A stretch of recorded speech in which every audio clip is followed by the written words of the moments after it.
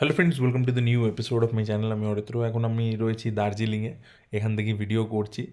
তো আজকে আমরা এই ভিডিওর মধ্যে দুটো ট্রেলার নিয়ে কথা বলবো। একটা তামিল ফিল্ম রিলিজ করছে 10th জানুয়ারি পঙ্গল উপলক্ষে, এবং একটি তেলেগু ছবি যেটার নাম হচ্ছে মানা শঙ্কর বরপ্রসাদ গারু, যেতে চিরঞ্জীবী রয়েছে, অনিল রাভিপুটি ছবি। এটা তেলেগু ফিল্ম যেটা অগেন সংক্রান্তি উপলক্ষেই মুক্তি পাচ্ছে নেক্সট উইকে।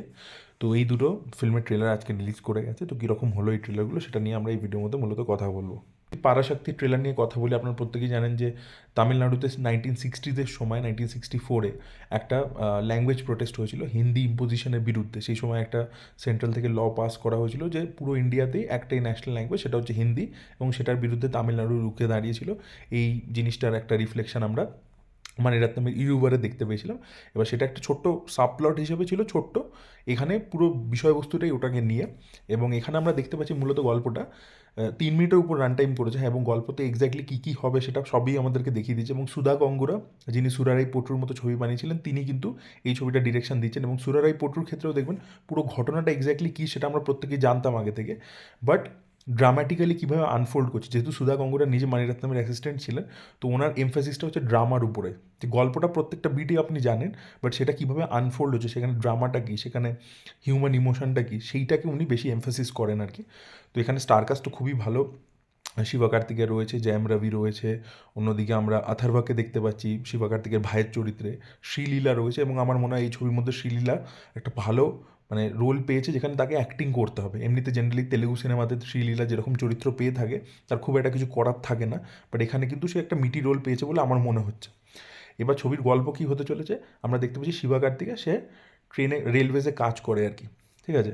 এবার সে প্রথম ভাঙা ভাঙা হিন্দিতে বলছে যে যখন একজন তামিলিয়ান সে দিল্লি যাচ্ছে, সে কিন্তু হিন্দিতে কথা বলছে, কিন্তু যখন একটা মানে মানে হিন্দিভাষী সে যখন মাদুরাইতে আসে, সে কিন্তু হিন্দিতে কথা বলছে না।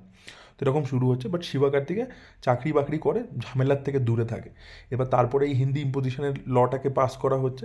এবার শিবকার্তিকেকে হিন্দি শিখতে হবে যাতে ও চাকরিটা টিকে থাকতে পারে। এবার ও কলেজে আসছে, হিন্দি শিখবে শ্রীলীলার কাছ থেকে, সেই থেকে ওদের দুজনের মধ্যে একটা প্রেম ইত্যাদি দেখতে পাচ্ছি। অন্যদিকে শিবকার্তিকে যেরকম চাকরি করে, তো ওর যে ভাই তাকেও কলেজে পড়ায়, খেটে খুঁটে পড়ায়, এবং ভাই অথর্ব এই পলিটিক্সটার মধ্যে জড়িয়ে যায়। বিকজ এই যে ল্যাঙ্গুয়েজ মানে প্রোটেস্টটা হয়েছিল তামিলনাড়ুতে, সেটা কিন্তু স্টুডেন্টরাই শুরু করেছিল। তো অথর্ব আর কি সেরকম একজন স্টুডেন্ট যে এটা শুরু করছে, এবং সে একটার পর একটা ভায়োলেন্ট অ্যাক্টিভিটির মধ্যে ইনভলভ আছে। বা শিবকার্তিকে তাকে বলছে যে আমি খেটে খুঁটে রোজগার করি, তুই বাড়িতে এসে খাবার পেয়ে যাস বলে তুই এই প্রোটেস্টটা করতে পারছিস। যখন প্লেটে খাবার থাকবে না, তখন তুই এই প্রোটেস্টটা করতে পারবি না, এই লাক্সারিটা তোর থাকবে না। তো এরকম ভাই ভাইয়ের মধ্যে একটা আমরা কনফ্লিক্টও দেখতে পাবো। এবার এইসব হচ্ছে, এবং তারপরে রবি মোহনের ক্যারেক্টারটা, মানে জয়ম রবির যে চরিত্রটা, সে একজন পুলিশ অফিসারের চরিত্র, যাকে সেই সময় যারা গভর্নমেন্টে পাওয়ারে রয়েছে তারা হায়ার করেছে যে ভাই স্টুডেন্টরা যারা এটার বিরুদ্ধে লড়ছে তাদেরকে ঠেঙিয়ে ঠিক করো বেসিক্যালি। রবি সেটা করছে। এবার স্টুডেন্টদের উপর মারাত্মক অত্যাচার ইত্যাদি আমরা দেখতে পাচ্ছি। এবার একটা পয়েন্টে যেটা হবে, যেটা ট্রেলারে দেখায়নি বাট বোঝা যাচ্ছে, যে অথর্ব এবং তার বন্ধুবান্ধব কয়েকজনকে হয়তো মেরে দেবে জয়ম রবি। এবং সেই শিবকার্তিকে যে একটা সময় রিলাক্টেন্ট ছিল, এই বিষয়টাতে নাম ছিল না, সে মনে করছিল যে না এটা দরকারই নয়, আমার কাছে বেশি ইম্পর্ট্যান্ট হচ্ছে ল্যাঙ্গুয়েজটা, আমার কাছে ইম্পর্ট্যান্ট নয়, আমি কাজ করবো, আমার পরিবারকে ফিড করবো, সেটাই আমার কাছে ইম্পর্ট্যান্ট। সে এবার ফাইনালি তখন তার দেওয়ালে পিঠ থেকে গেছে, তার ভাইয়ের সাথে এরকম একটা ঘটনা ঘটেছে, সেও তখন এই প্রোটেস্টার মধ্যে নেমে পড়ছে একটা পয়েন্টের পরবর্তীতে।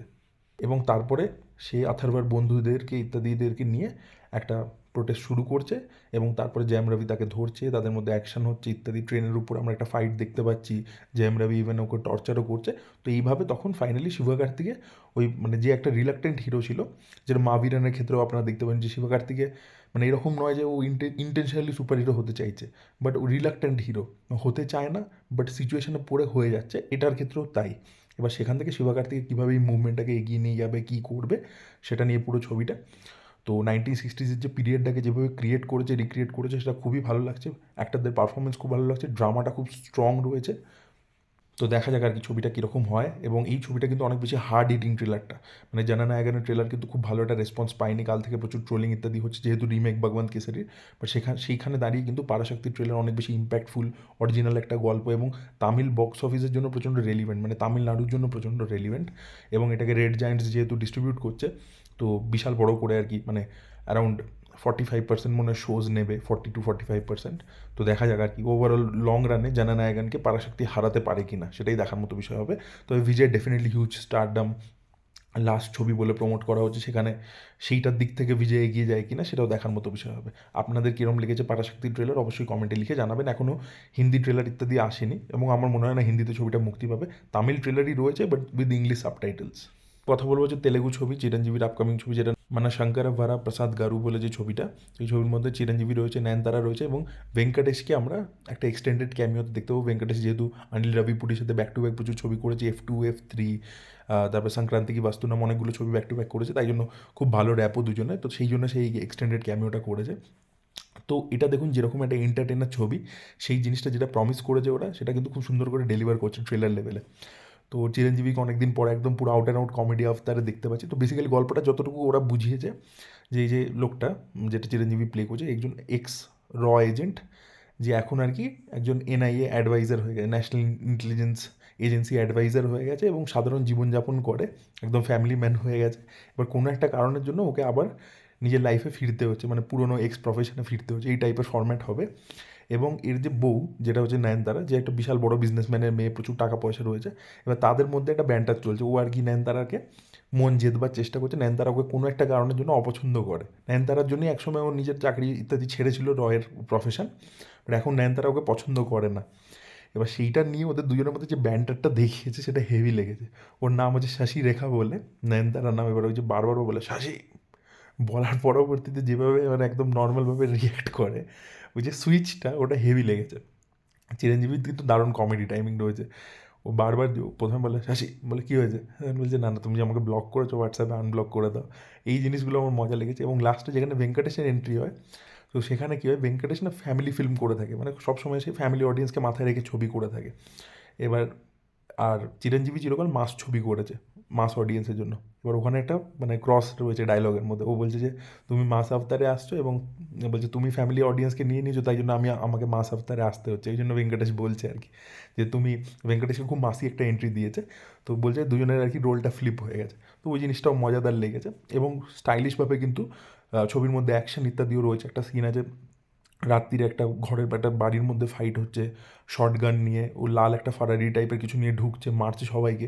ওই যে সিকোয়েন্সেসগুলো আছে সেখানে কিন্তু অ্যাকশন ইত্যাদিও ভালো।